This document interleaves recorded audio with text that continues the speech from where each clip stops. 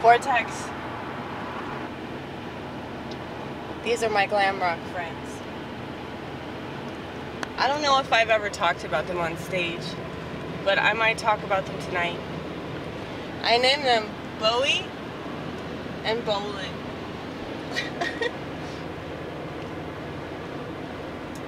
They make me so happy. Little things make me happy. And little things annoy me. As little things probably should. You know, because they're little. Right?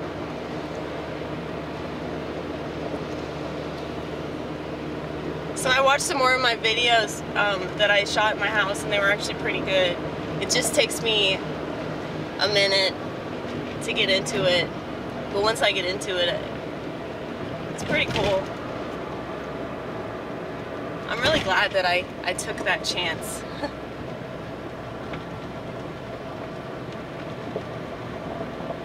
Because you probably already know if you watch this channel, I take a lot of chances. But some of them are more worth it than others. Do you like my mini? Isn't that adorable?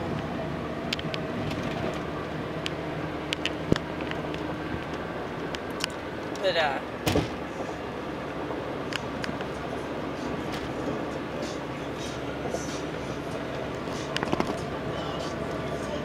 I was thinking about back when I was an alcoholic. I don't like that term because I think it gets thrown around a little too loosely, mainly by people that just want a label, and I know that that's a problem anyway. That we don't really know enough about these labels and what they imply, and it's definitely a stigma. There are a lot of labels that stigmatize people, but I never thought of drunk as a pejorative.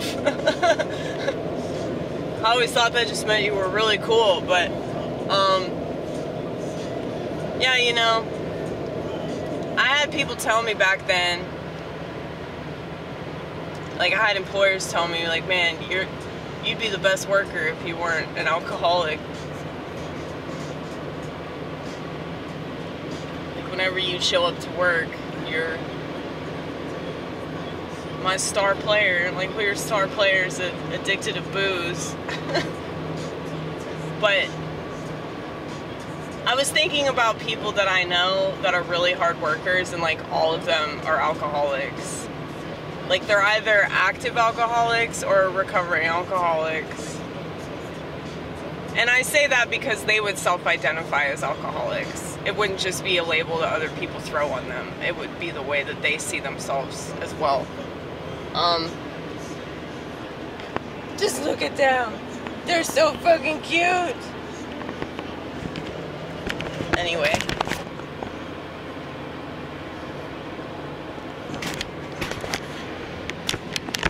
Can I set the camcorder over here? Can I set it over there? Okay. You see me? Oh, there we go.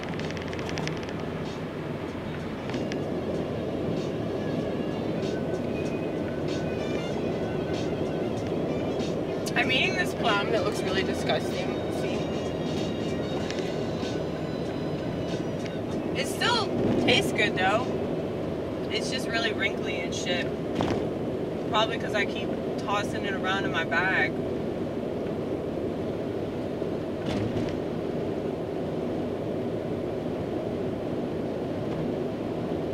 But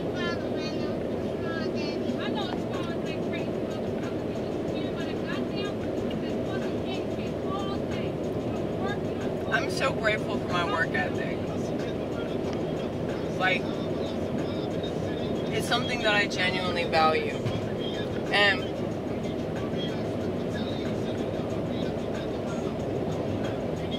I wish that more people valued that. I wish that that was a virtue. And I was trying to figure like how much of my work ethic is because of virtue and how much of my work ethic is because of obsessive compulsions.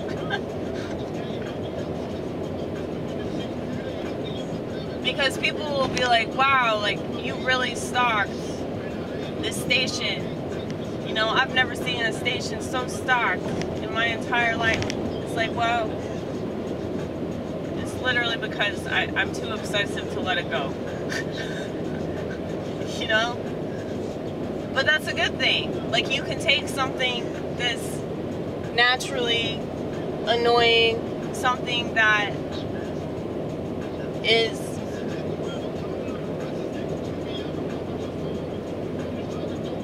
presenting, you know, complications in your life, and you can flip it and turn it into something positive that other people will compliment you for.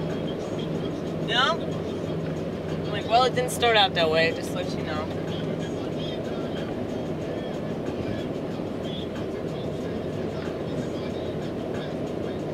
But I think that, yeah, a strong work ethic should be a virtue that everybody strives for, but it's really not. And, you know, we were talking yesterday, or maybe it was the day before, about Zoomers, and how, you know, and most of the people in this conversation were Zoomers, and, you know, they were talking about how, yeah, a lot of kids our age just don't give a shit. Well, I think the reason they don't give a shit is because,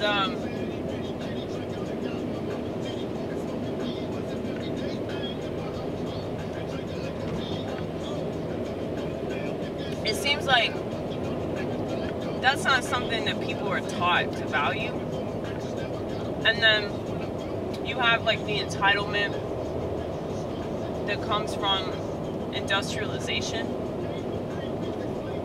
And I think the Industrial Revolution has had devastating effects on the way that we operate on a daily basis. And so we look at work like we're just machines, you know? And so I can understand like why a lot of people resent that notion about themselves. Like, I'm just supposed to go to work and be a functioning contributor to the system that I hate so much. And I don't know, I never looked at work like it was this tragedy, or like it's such a horrible thing that I have to work. I see a lot of people on YouTube talking about that. It's like they're either bemoaning having to work, or they're talking about like they're shooting a video in the fucking woods or some shit. They're like, you don't have to work. You don't have to do that. It's like, I can understand though. It really is contingent on how you want to live your life. You know, if you're a minimalist, look.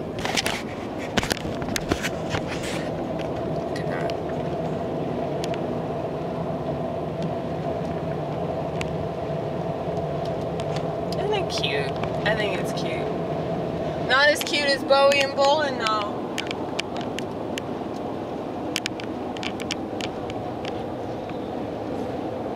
Yeah. It just seems like,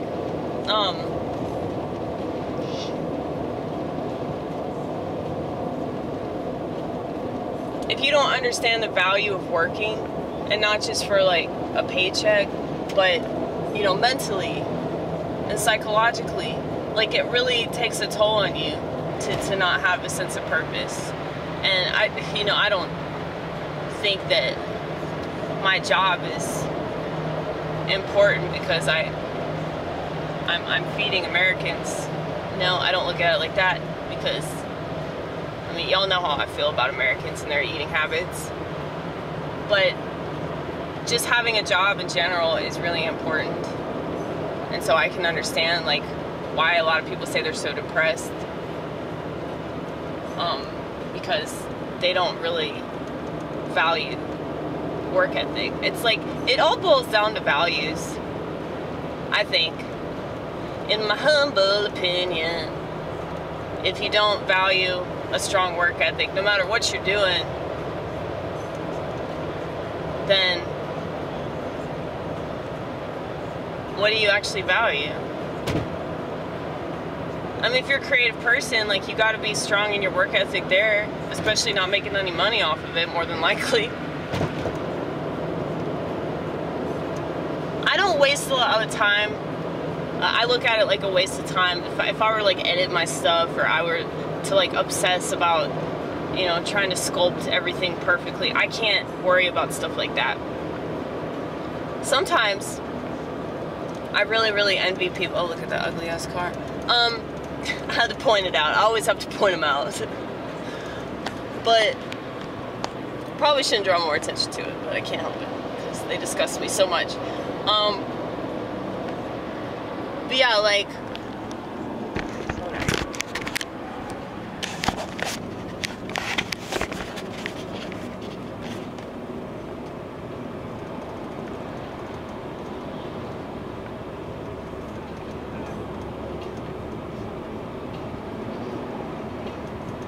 this is a plum, by the way, in case you were wondering what the fuck it is. Yeah, it looks pretty nasty.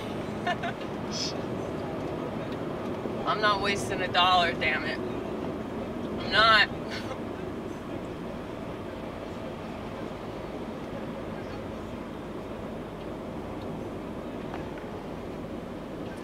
Oh, I was talking about creativity. But yeah, I'm sure that many people, especially if they're not familiar with the channel, they watch this and go, wow, what a lazy bitch. Because they're not familiar with, like, how I do it. Oh, that's cool. He's got a bumper sticker for the record store that I go to. That's awesome. He's old. Old people tend to dig records. Not to say that young people don't. I think that records will never go out of style. There's always going to be a novelty to things like that. That's why I will always be an important person, because I see the novelty of things, I see the importance of things, and that's very lost on the majority of society, and not many people are willing to preserve it, you know? I'm willing to preserve my brain cells. That's why I didn't upgrade my phone, and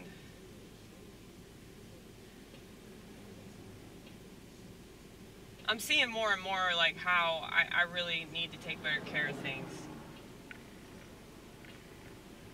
But, you know, when it comes to creative stuff, I just try to do what I can and then just put it out there and not think too much about the rest of it, because I've wasted so much time thinking about it and not doing anything at all. You know, just obsessing about how it's going to turn out, what it's going to look like.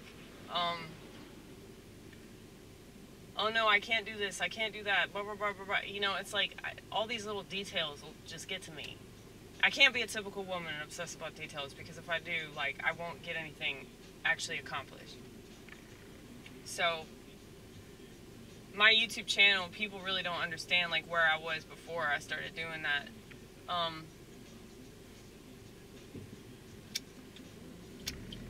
They really don't understand how much of an accomplishment it is for a person like me to actually put myself on the internet, especially because I hate it so very much. But, you know, I'm a pretty paranoid person. So I have to get over that in order to do the things that I'm supposed to do with my life. And I wish that there were another way that we could all communicate. I wish that there were another way that I could connect with people from all over the world without having to do this. But, you know, the internet's pretty cool if you really think about it. It's truly an amazing thing that most of us take for granted. You know, I'd like to believe that I'm one of the few people that doesn't, but I know sometimes I do. Sometimes I can waste time. It's just, the difference is that I see myself wasting time, and I'm like, you piece of shit! It's like, the self-deprecation doesn't really work for me. You know?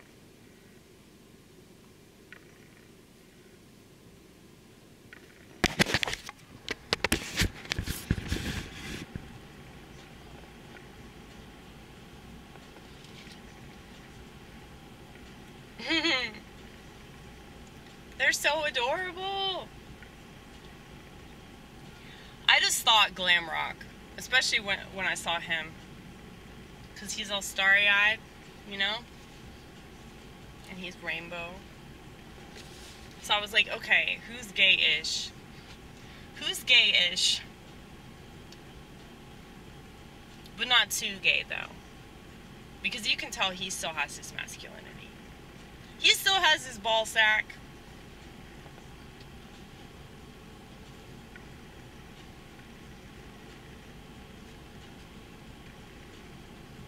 Sorry. I get a little distracted.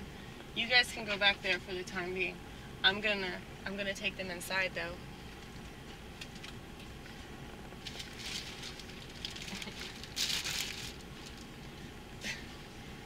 Like sometimes, like I'll like take a break from working if I don't have anything to do, and I'll just like go over and hold my stuffed animals.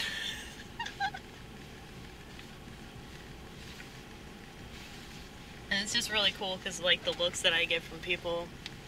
I mean, everybody here is used to it, so they just think it's funny. Eventually people are going to realize that I'm an actual comedian, and so everything that I do, is for the purpose of like making people laugh or making people think, you know? Making people question their reality a little bit.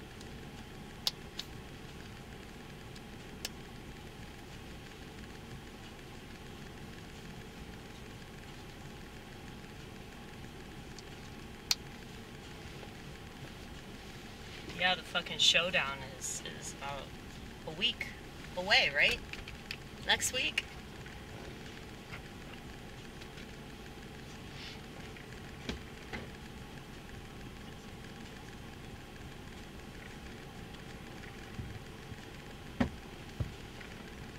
I think I need to do something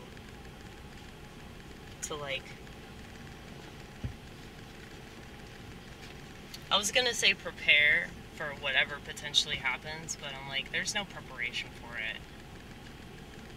A lot of people think that if they get a generator and ammo and a fuck ton of water, then they'll be prepared and all that, and it's like, dude, I don't want to live like this.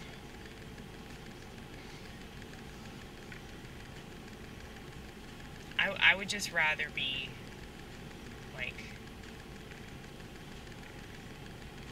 trusting God and praying that, you know, whatever happens, you know, I can just accept it and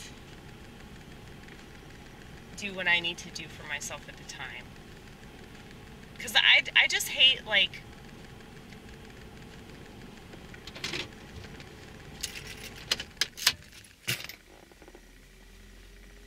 this notion that we can prepare for the future and then the future won't happen if we do enough about it. That's just not my mindset. That's not my mindset at all.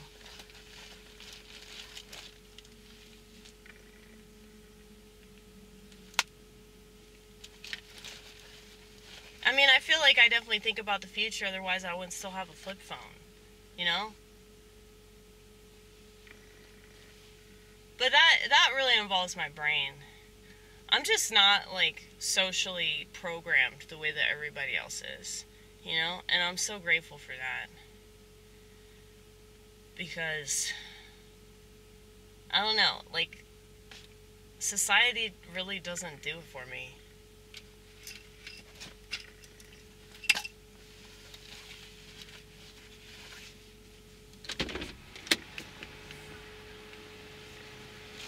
So it's like all the stuff that society worries about, I don't really worry about. That's not to say that I don't ever worry about anything, but I try to just trust God.